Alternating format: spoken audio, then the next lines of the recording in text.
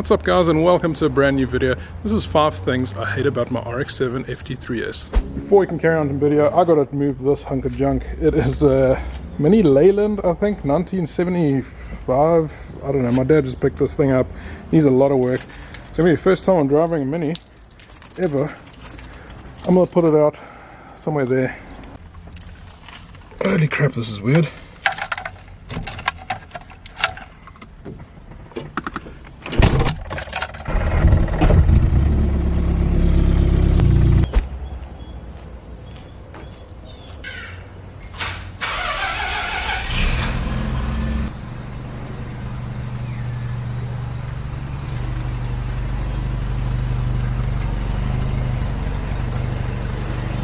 Now here she is. This is the 1997 Touring X RX7 FD3S. This doesn't get a lot of screen time on my channel purely because it lives here at my parents' place. I don't have enough space at my house yet to keep it there. But this is it. This is my first ever RX7. I imported this car by mistake 2016. Long story short, my daughter was 2 months old plus minus, and she was having morning feeds, like early morning feeds, 2-3 in the morning. And while I was holding her, feeding her, I was a little bit despondent that I didn't win an RX7 at the auction. So I landed up clicking on every single RX7 that was on the bid for about 2 weeks, and I bidded on every single one of them. And well, I ended up winning this thing. Now what you need to remember, this is 5 things that I hate. Now everything I'm going to mention in this video is what I personally hate about this car, not like the R32 GTR video that I did where I thought everybody would hate those issues. So, getting right into this. Here's issue number 1 that I really hate. This was super bad when the car arrived. It is a lot better now. Basically, this got knocked in badly when it arrived in the port.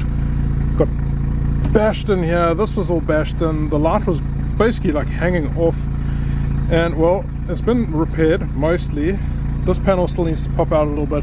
And I mean, this is all a home job. I've been doing this with my father, pulling it out and touching it up a little bit, but it needs a little bit more work just to straighten these two up. But this was terrible. That's one thing I really hated about the car. Number 2, something that pissed me off was this veil side wing that came on the car, and it came with the RX7 from Japan. I mean, it was cool back in 2000, 2001, but not these days. So now it's got one of these whale tail wings, which I really like. However, there's holes in the boot lid, and this is irritating because water seeps through. I haven't filled them up yet. It needs to go to a panel beater. They need to close it up. They need to respray everything. So that's number 2. That's what I really hate about it. Now number 3, you may not see it with the current lighting at the moment. It is getting a little bit dark, but the rear of the car is a different shade to the rest of the car, to the rest of the body, and this door is a completely different color to the rest of the car. Now bear in mind, this car landed for just under, sorry, not landed, this car was bought at the auctions for just under $2,000 US, so it pretty much cost nothing. That door is a different color. You might not see it in this video, but I might overlay something. You can see the difference. It's not nice. It's obviously crashed, maybe the door is replaced, I don't know. Just some bonus content here. This steering wheel is a piece of shit. I have this in the silver RX7, I have it on this one. It's massive. I mean, look at the size of it compared to my hand.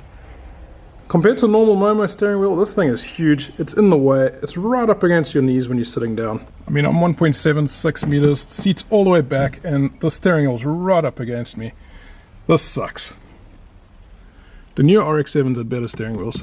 Alright, the 4th issue that I have with the car is the paintwork in general. There's a lot of clear coat damage, mostly on this side of the car. On the roof especially, it was actually rusting here, so we sanded it down. We did some hammerite on the top. You can see there, it still needs a good sand. It needs a touch up. Actually needs to be resprayed completely, but that was just done so that the car didn't rust up and go for a ball of shit. So paint is an issue all over the place. There's little tiny touch-ups and blemishes, and rear bumper, there's spider webs. Things are not looking great. So I mean, from far this car looks pretty clean, but because it's a black car, it also shows quite a lot. And a lot of the stuff is minor, and you guys probably think I'm whinging. I mean, it just needs a respray, to be honest, but it's one of the things that I hate about it. This light cover here is cracked. That's actually a quick fix. Run some Q-bond on it, sand it down, should be hundreds. Lots and lots and lots of stone chips all over the car. Now let's get into the last and final gripe on this car, and you guessed it, and that's really why this car is so damn cheap. It's an automatic. Well, having an FD that's an automatic, isn't that fun? I mean, let me put you in perspective here. It's still got the primary turbo and the secondary turbo, so the twin turbo setup. So the secondary turbo kicks in at roughly 3,500 RPM, and it goes all the way up to about 7,000 before losing its efficiency or going out of its efficiency range. This kicks in at 3.5 still, but it changes gears at like 5.4, which sucks. So you just get into boost, you're just enjoying the boost, and it changes gears. Not cool at all. But it is what it is. It is cheap. It was cheap, and the value's just climbing on these. Even this one, the value's just risen so much. Something bonus that I don't like about the car is that there's all these drill holes all over the dash. Actually, that side of the dash is clean, but over here there were 2 gauges or 3 gauges here that, well, were crap, and they came out. And then just regards to the engine bay, it's actually quite neat. It's still got the stock twin turbo setup. It's never been opened. I have history for this car up to about 120,000 kilometers. It's got about 140,000 kilometers on it at the moment. Never been opened as far as we know. Still the stock twin turbo setup. It's got the stock airbox. This airbox setup actually came off my silver FD. This car had the HK Super Power Flow intakes, and I converted it back to standard. Put the standard exhaust on. Everything's back to standard. The only thing that's modified is this little intake pipe broke. I don't want to buy a new one just for the sake of it, so I put these 2 clamps on.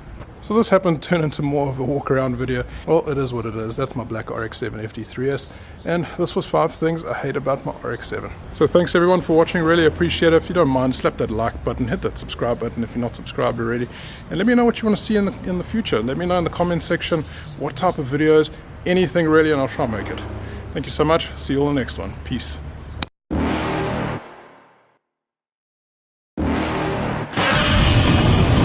You're never gonna make it, you're not good enough. There's a million other people with the same stuff. You really think you're different? Man, you must be kidding. Think you're gonna hit it, but you just don't get it. It's impossible, it's not probable, you're irresponsible. Too many obstacles, you gotta stop it, yo. You gotta take it slow, you can't be a pro. Don't waste your time no more. Who the fuck are you to tell me what to do? I don't give a damn if you say you disapprove. I'm gonna make my move, I'm gonna make it soon, and I'll do it cause it's what I wanna fucking do. Cause all these opinions and all these positions, they come in millions, they blocking your vision. But no, you can't listen, that shit is all fiction. Cause you hold the power as long as you're dreaming.